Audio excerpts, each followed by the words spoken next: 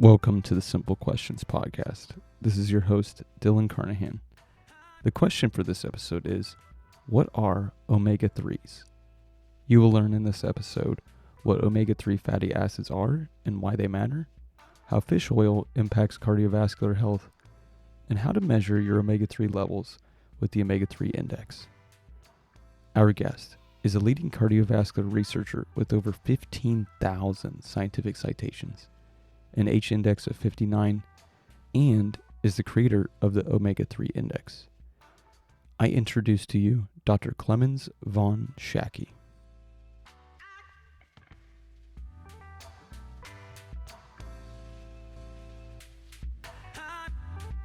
I am very young when I go to the market with my mom. And I'm walking through the aisle and we stop in the supplement section to get a multivitamin. When I look at the names of a lot of the products and I see fish oil, and this immediately as a younger person strikes me as very odd. I'm wondering what is fish oil? How is it derived? And it wouldn't be until I'm much older now that I've kind of understood things more. However, there's much that I would like to learn as well as our listeners. So with that being said, I'm curious, how did you initially get into your research of fatty acids? Well, that's a long time ago. And that's, I'm old. And that was more than 40 years ago. And I wrote my thesis on aspirin, which was an old drug at the time. And then they gave me a job to investigate something even older. And that was the fish oil, which has a history of millennia in Europe for all sorts of reasons. And so we started playing around with fish oil. And when you are in a field for more than 40 years, you sort of soak it up bit by bit, and you get to learn things one by one. And science is always some sort of a puzzle. You try to piece things together. And this trying to piece things together is also a question of perspective and how you do that, and what pieces of the puzzle you consider more important, what pieces of the puzzle you consider less important.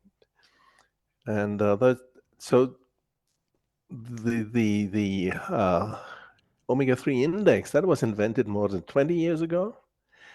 And that is a perspective on the field that turned out to be very, very fruitful. And because we didn't look at what people ate, we looked at what's in people. And it's sort of a change in perspective, because not everything you eat ends up in your body. We have minor issues like bioavailability. And so we took care of that, and we realized that we have a very fruitful perspective on the field, and we learned so much. And I think we know now a lot of things that we didn't know before. Now, when I hear a change in perspective, especially kind of in an academic setting, I could see that there'd be some resistance. We're in this year and this time. What was some of the friction that you experienced, say, 20 years ago? Well, there's always friction in life. And especially if you're ahead of all the others, they start complaining. We can't keep up, and we thought that we were right such a long time, and so on and so forth. But that's irrelevant. Truth is not something that comes with expiry date. It just stays. So everybody will catch up eventually. Mm-hmm. No, I appreciate your comment on friction as a whole. A lot of the people that are going to be listening, there's quite a bit of asymmetry. There are a lot of things that we don't know that maybe have not been emphasized. Can you just share, as generally speaking, what are fatty acids? That's pretty simple, because humans are a bunch of cells, right? Okay. A lot of cells. Okay. And these cells have membranes on the outside, on the inside.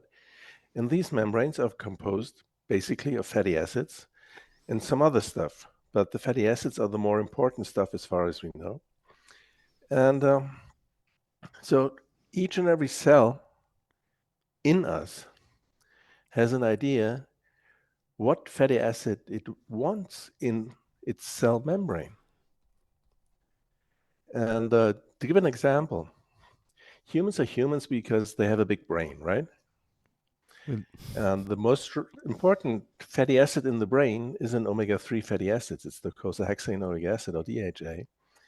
And we cannot synthesize that fatty acid. We have to eat it, and we have to be able to absorb it to first build our brain and then maintain our brain. And if we don't get enough of that, we're in trouble. And that's why, nature is a good teacher.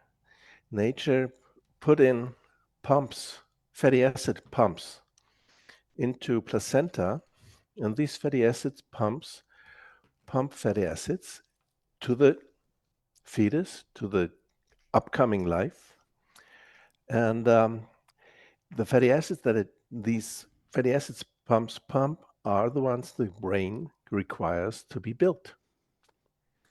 And what these pumps do is they try to adjust the fetus to a target range for fatty acids, for omega-3 fatty acids, which is precisely the target range that we defined earlier because of data in the cardiovascular context. So we think that if we are in line with nature, we can't be all that wrong.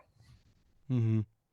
Now, there are a couple of things you mentioned there that I kind of want to tease out. One of the things is you spoke of DHA. Can you talk about what that distinction means and what other distinctions of, that fatty acid there are? And now it gets complicated. Because DHA is, that's the easiest way to talk about it. The full name is docosahexaenoic acid. You won't remember that one. And it has 22 carbon atoms and 6 double bonds. And it is a very specific fatty acid, which we cannot, as I said, which we cannot manufacture. We cannot synthesize it. And we have to take it in. And it is an omega-3 fatty acids, and it is a very important omega-3 fatty acid. But there's other omega-3 fatty acids like EPA, or eicosapentaenoic acid, which has 20 carbon atoms and 5 double bonds. And that one we can manufacture to some degree from a plant-derived omega-3 fatty acid, but not in sufficient amounts. So we need to ingest both of these fatty acids, and that's the stuff that you saw in the store when you were a kid, because that's in fish oil. Mm. And you spoke of that. Thank you for that breakdown. That's greatly helpful. You spoke of earlier also, talked about kind of the importance and how kind of things work physiologically for the fetus. But you also spoke about some other biological implications, such as cardiovascular. So could you delve into that a little bit further for us? When we were dreaming up the omega-3 index at the time, we thought, well, we have to give it some reason. And then we looked at the cardiovascular data and saw that the risk to have a cardiovascular event of some kind sort of levels off at an omega-3 index of above 8% in that case. And then we thought, okay, that's good. Sounds nice. And then I thought, well, in nature, you have the phenomenon that can be too much of a good thing. So I looked at the kinetics of this leveling off of the positive effect, and that leveled off at 11. And I thought, okay, let's be careful. Let's say here we have a target range between 8 and 11, and maybe something's happening above this 11 cutoff. And many years later, it turns out it does. Things happen. And the thing is that the risk for atrial fibrillation, which is a heart rhythm disease, increases above these 11% for the omega-3 index. Actually, the risk relationship is U-shaped, meaning that it also increases at levels below 8. So that's what you have here, and which gives you sort of a confirmation for the target range. Say, okay, here the positive effects tend to level off, and the negative effects tend to appear on both sides of the target range. And what we also learned is that there's an amazing variety of effects, and that's true for cardiovascular, it's true for the brain, it's true for the skin, it's true for you name it. And that's why I started thinking that, well, what sets us apart from all these animals, it's our brain. We have a bigger brain than any animal, and a more complex brain than any animal. And the anthropologists, the ones who research on how humans became humans, they say that at the time that humans became humans, they could only do so because they had so much building material for their brains available. And again, we're speaking in that case of DHA. And if you have nature doing something like that, it's usually not just one organ, not just the brain, but also all the other organs in a body. And so once we started looking from the perspective of the cell membrane, we learned that, for instance, muscle soreness, everybody's experienced muscle soreness, but you can minimize it by bringing your omega-3 index into the target range. Or age-related muscle loss, same thing. You can minimize it by bringing the omega-3 index in the target range. And I could go on for quite some time. I could talk about eyes. I could talk about cognitive function, brain functions. I could talk about psychiatric disease, whatever. That's a really staggering phenomenon that all these issues, health issues, are minimal as far as we know in the target range for the omega-3 index. This is not to say that nobody is going to fall ill anymore. No, you can still, develop some sort of disease, but the risk for developing all sorts of diseases is smaller. That's fascinating. In talking, we've name dropped it several times, the omega-3 index. We've talked about some of the ranges and the implications of those. What is the omega-3 index? How was it created, and what's the benefit? Well, it was created in 2002 in Chicago over a beer that we had at the American Heart Association meeting. And we dreamt up the omega-3 index, and we said, okay, this is where we're going to invest some work and say, going to develop an analytical method that would really be suitable to be used in everyday clinical medicine.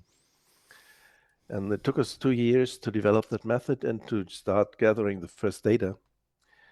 And that has played out ever since. What, you speak of 2002, again, this is some time ago. What was the, methodology or analysis that was conducted prior to that? Oh, huge amounts of research went into omega-3s prior to that, of course. We now have 40,000 publications on omega-3s, and of these publications, 7,000 are on intervention trials. That's a huge body of evidence. And it's the 4th or 5th best studied compound that we have. So it's a huge amount of data. And what happened at that time is that everybody was complaining about the data not fitting. There were inconsistencies. Uh, some found this, the others found that.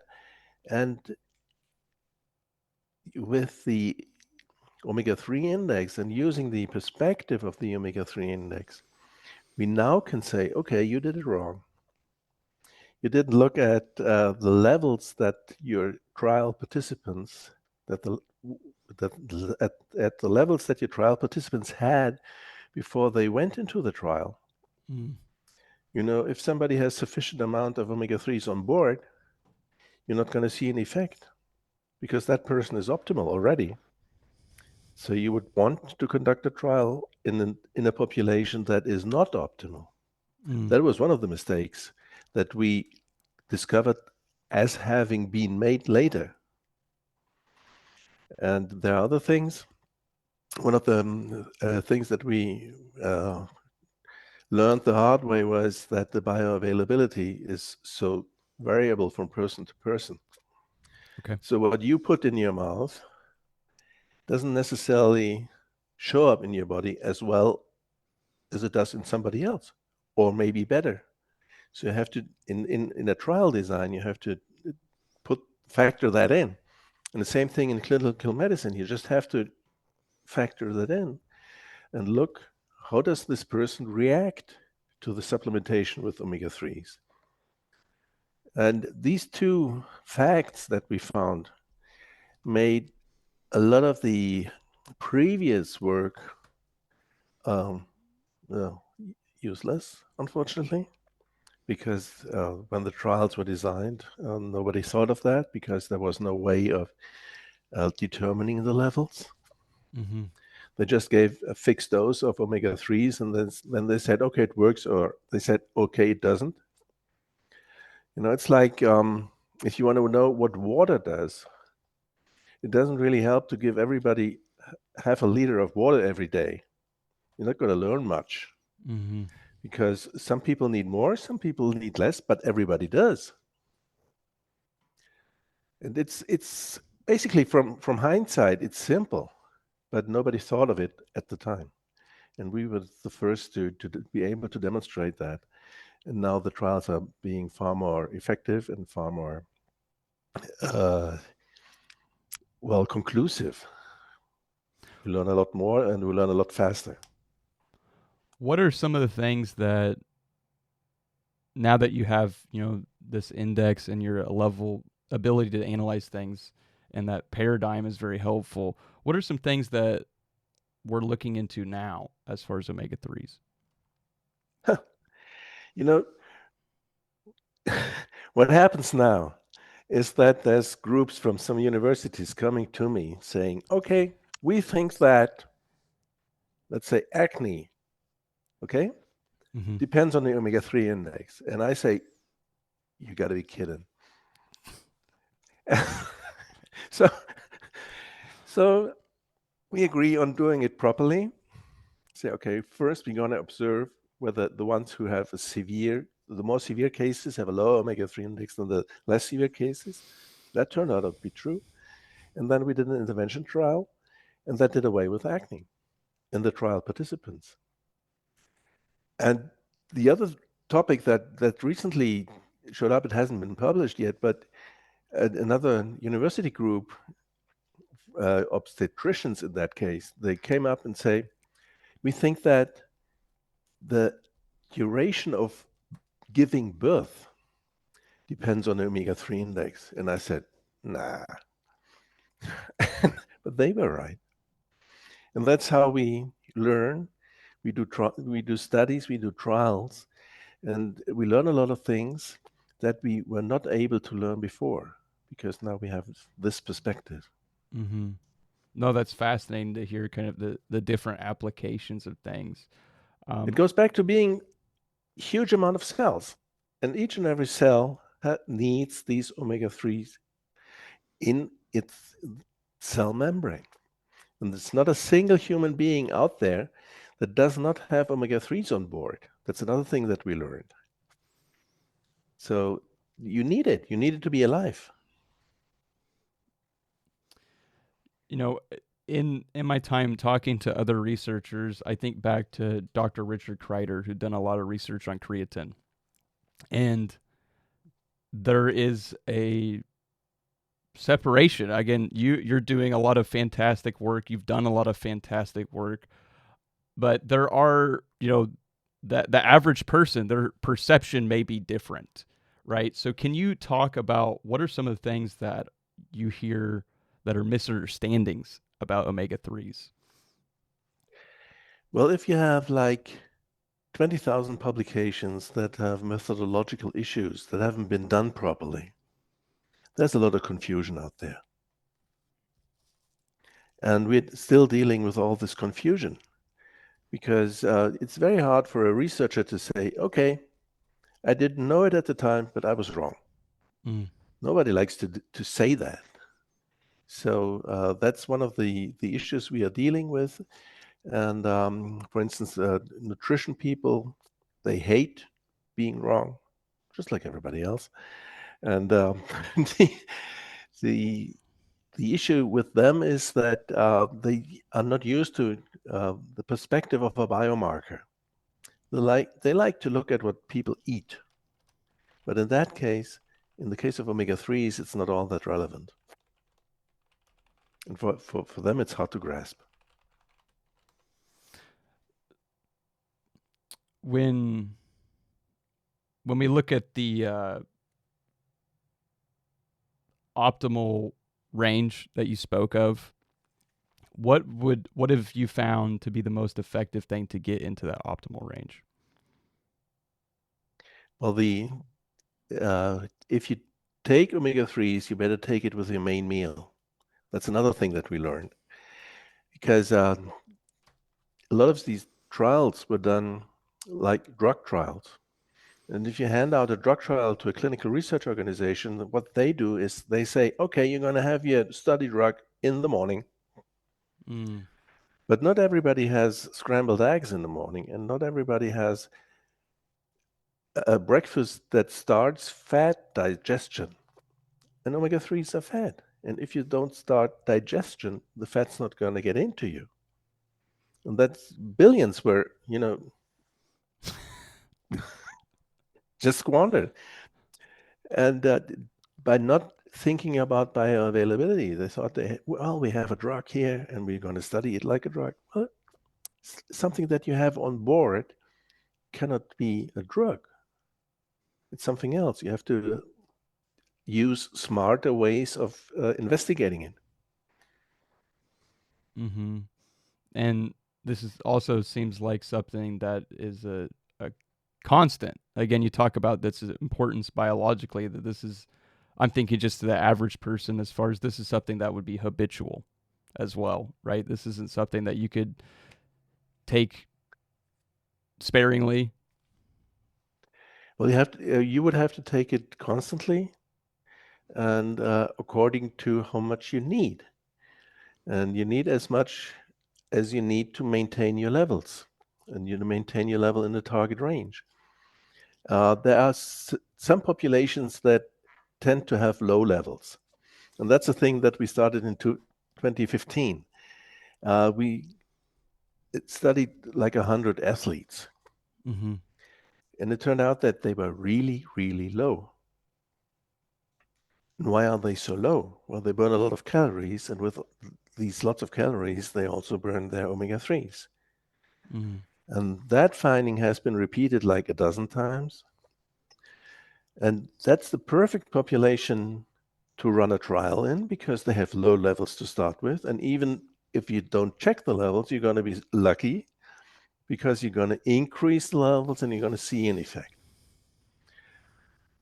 And that's what happened. A lot of effects were seen. And last year, the International Society for Sports Nutrition said, okay, we're going to pour all this into a scientific statement. And we recommend that all athletes should have their omega-3 index checked and then be given omega-3s in an amount that's sufficient to get them into the target range. And so that's an official statement of a scientific society now. And that statement has been expanded to the American military, because these people also depend on the proper functioning of the body. I mean, if you have bullets flying around your head and you're too slow to duck, you're in trouble. Mm-hmm. So that's another area. And the next area that's going to be covered by the scientific guidelines will be pregnancy. Because it turns out that a lot of women, especially in the Western world, have low levels. And then these pump starts functioning that I was talking about that deplete the mother to feed the fetus. And it turns out that low levels of omega-3s in pregnancy come with a higher risk for premature birth, with a higher risk that the child is going to die at birth, and a higher risk for complications around birth, and with a higher risk for postpartum depression. Wow. Yeah, and so that's another area that's going to be, following suit to what has been stated for the athletes. And so I think that one area after the other is going to, fall in line, saying, okay, we need to measure the levels, and we need to get these people into the target range so they don't have problems. Just thinking on a personal note, from a personal perspective, being someone that's been in this field for so long, how does it feel to see the contributions you've made now that it impacts so many things? Couldn't feel better. You know, it all started with a beer, and now it has become, to me, one of the major things. There's so many issues that we see that can be, at least relieved by getting the omega-3 index in its target range. Talking about brain functions, for instance, it's ADHD is a deficiency disease, depression as well, all of psychiatry.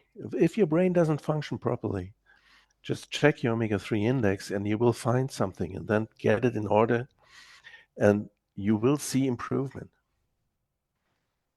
And that's especially true for the kids, because kids born to mothers that have low levels in pregnancy, they don't have, the proper materials to build their brains. So they will have problems. Of course they do. Yeah, this is a very practical approach, and I appreciate kind of your earlier explanations. They're all feeding to this. When we talk about a big thing is distribution and products, right? There are all sorts of products that are being marketed. What advice do you have for a consumer? Well, I'm not talking about supplements, because at least in Europe, supplements are being checked regularly by the regulatory authorities. Sorry, and so what's on the market in terms of supplements is okay, Mm-hmm. usually. That is not the case in the US. You have a different regulatory system, and some of the supplements you have on the market uh, are of low quality. Let me put it this way. And so I would go for a reliable brand in the US. And the other thing is that when you want to check your levels, there's a lot of, uh, I would say we are in a Wild West phase, Okay. because there's a lot of labs that say, okay, we can check your level, but they're using a different method and they're giving you different results. And some of these results are really off the mark, or I should say most of these results. So that's a bit difficult for the time being. That's why we branded our analysis HS omega-3 index to be so people can recognize us. And but that's we haven't moved to the US yet, but we will in the uh, hopefully near future. It's become a bit more difficult now, but we will manage. Yeah, there's just I'm hearing, there are just some consumer decisions you have to make as far as the ingestion of supplements and then as well as the testing, right? Because there's variance per market. I'm grateful for that education on that. What, you've spoken a great deal already, but to our listeners, what advice would you give to the average person? To the average person, I would say, just think about how important omega-3s are. Have your baseline measured in a proper way, and then decide whether you want a supplement or not. Because now it's basically supplements, because fish is no longer a good source. Because, for instance, salmon is the percentage of omega-3s in salmon has gone down. You have to eat like 2 times as much now than you had to eat in 2015. Oh, wow. And other fish like tuna has a lot of toxic materials. So I wouldn't eat that either. And, it all comes down now, unfortunately, to supplements. And the supplement market in the US is far more difficult than it is here. Wow, I had no idea about the reduction in omega-3s in salmon. I mean, I've heard frequently about the metal toxicity in fish as a whole, but that's surprising to hear. Yeah, because it's simple. Everybody wants fish oil now. So they are turning salmons into vegans. That's how it goes. Man, this is fascinating. How can people learn more about you and the work you do? Well, they can check our website, omegametrics.eu or .com, and we have an English version of it, and we explain a lot of things there. And that would be the first step. And then, of course, the scientific world, that's all publications, stuff like that, which is far more complicated than what we put on our website. Wow. I'm grateful for the conversation we've had, and I just want to say, on behalf of myself and our listeners, thank you for sharing your time and knowledge today. I'm happy to do so. Thank you very much for the opportunity. That wraps up our conversation with Dr. von Schacky. We talked about the science behind omega-3s, how to interpret your omega-3 index results, and whether fish oil supplementation is actually worth it. Go to this episode's show notes to see any resources Dr. von Schacky mentioned during our episode. And lastly, subscribe to the Simple Questions podcast to get notified when our latest episodes are released. Thank you for listening, and remember to keep asking questions.